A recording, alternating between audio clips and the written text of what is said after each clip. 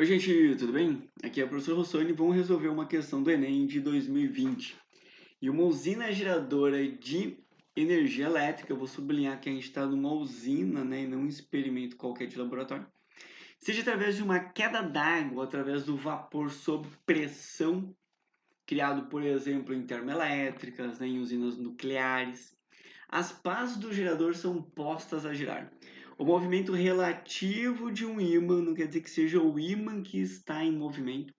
Em relação ao conjunto de bobinas, produz um fluxo magnético variável através delas, gerando uma diferença de potencial em seus terminais. E se tem diferença de potencial, né, tem corrente elétrica, então é assim que a gente produz corrente elétrica. E aí vai lá, né? Durante o funcionamento, ó, essa parte aqui eu acho crucial para interpretar o problema. Isso, risca as palavras. Durante o funcionamento de um dos geradores, o operador da usina percebeu que houve um aumento inesperado na diferença de potencial elétrico nos terminais das bobinas. Nessa situação, o aumento do módulo da diferença de potencial obtida nos terminais das bobinas resulta no aumento. Bom, como ele viu que teve um aumento, né, na diferença de potencial, né, eu posso chamar de a diferença de potencial DDP, né, o força eletromotriz. Então tá aqui, né, potencial total, né, tá aqui. E obrigatoriamente esse aumento no módulo, né, ele foi resultado, ele resulta, né, do aumento do quê, né? O que causou isso? Então vamos lá, a gente tem várias opções aqui, mas seria legal eu te dar algumas que a gente pode narrar e explicar melhor como funciona isso, né? Então, a primeira coisa básica que a gente tem que ter um pouquinho de noção é que se eu tenho uma corrente elétrica, eu produzo um campo magnético. Então, isso eu acho que é assunto encerrado. E uma das grandes descobertas, né, e eu acho que uma das melhores descobertas da física é que se eu tiver então um campo magnético, eu produzo uma corrente elétrica, que aí os geradores, né, que fornecem energia elétrica para a gente, são eles que fazem isso, né?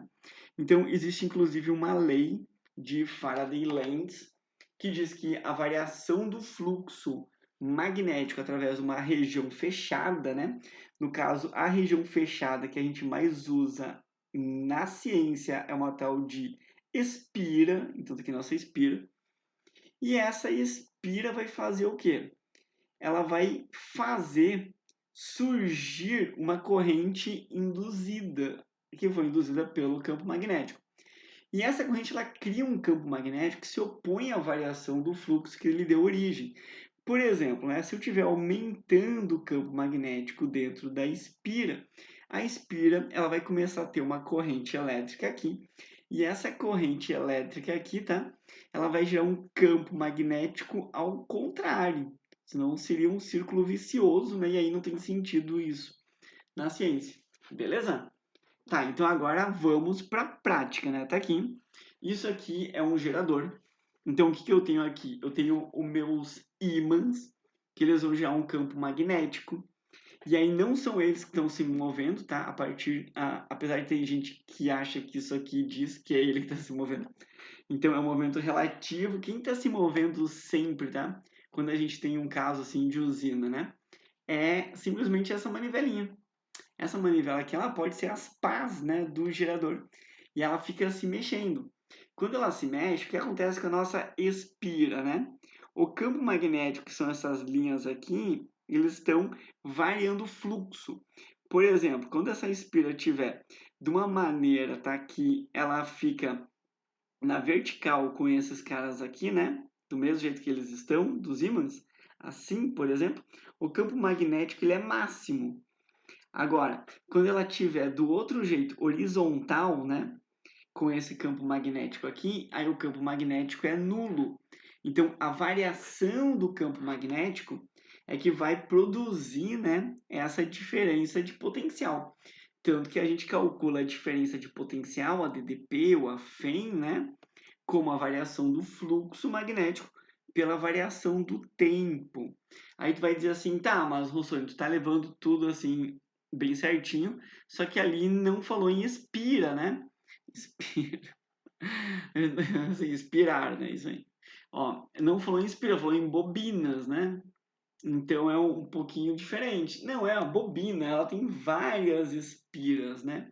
Então, se você usar essa fórmula aqui, né? Tipo, não é legal usar para uma bobina, eu concordo, né? Mas se a bobina tiver, por exemplo, 5.000, né? Espiras, aqui também vai ter 5.000 espiras. Então, só vai multiplicar esse valor aqui, tá? Por N, pelos 5.000. Então, não tem segredo, tranquilo? Tá, agora vamos dar uma analisada do que a questão está dizendo, tá? Como é que eu aumento, né, esses valores aqui de potencial, diferença de potencial, força motriz, né?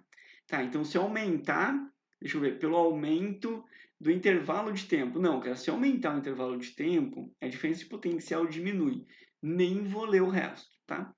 Ó, se eu aumentar o fluxo magnético, perfeito. Se eu aumentar o fluxo magnético, vai aumentar a diferença de potencial. Agora vamos ver como que ele vai fazer isso, né? Por meio do aumento na sua área interna exposta ao campo magnético aplicado.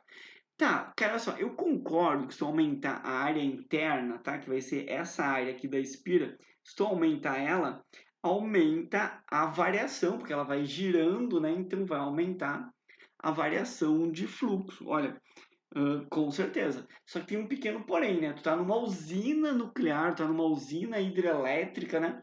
E aí tu acha que essa espira vai aumentar do nada. Por exemplo, você espira durante o funcionamento ainda de um gerador, tá? Ela tá girando ali, ela tem um diâmetro, sei lá, de 1 metro, e ela simplesmente vira para um diâmetro de 2 metros, né? Oi, como assim, cara? Tu consegue entender que isso é impossível de acontecer?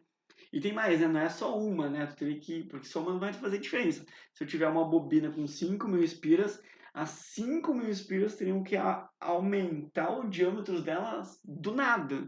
Tipo, cara, é impossível acontecer isso.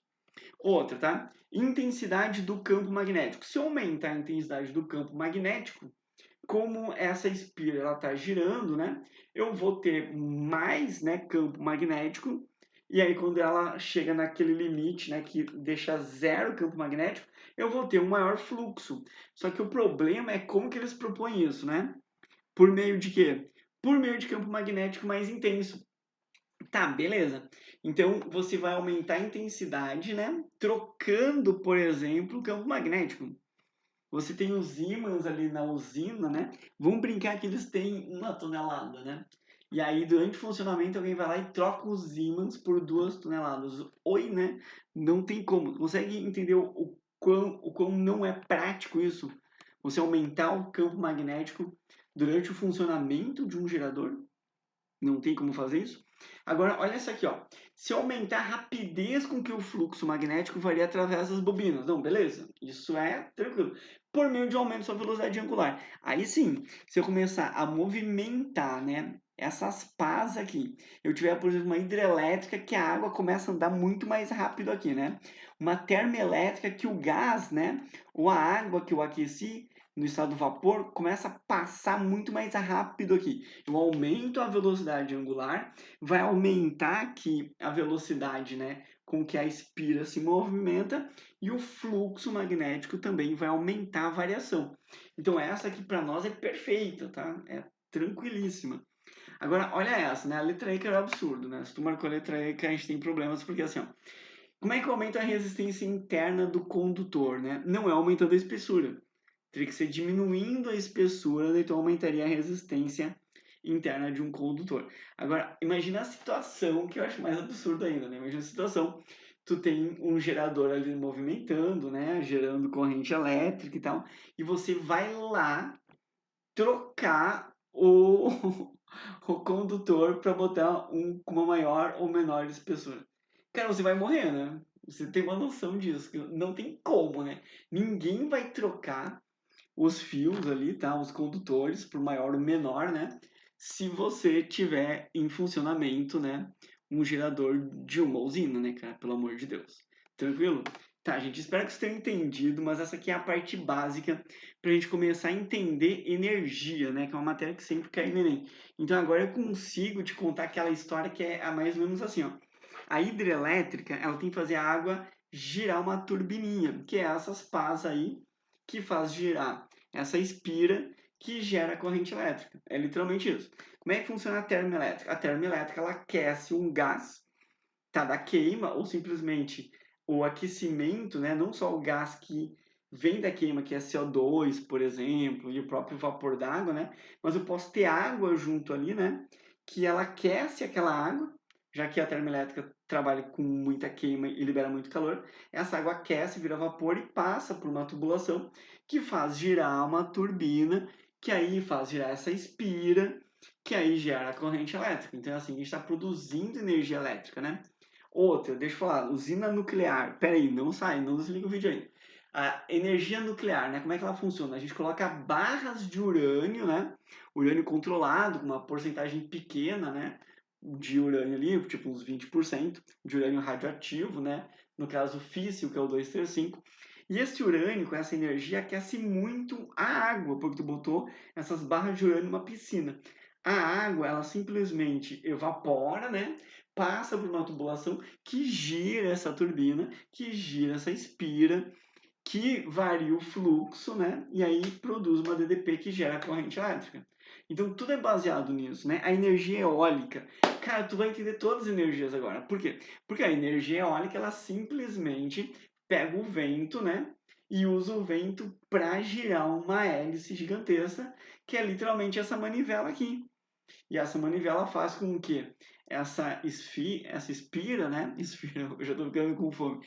Essa bobina, né? Fica girando e aí aumenta o fluxo, né, magnético e aumenta então a DDP que gera a nossa corrente elétrica.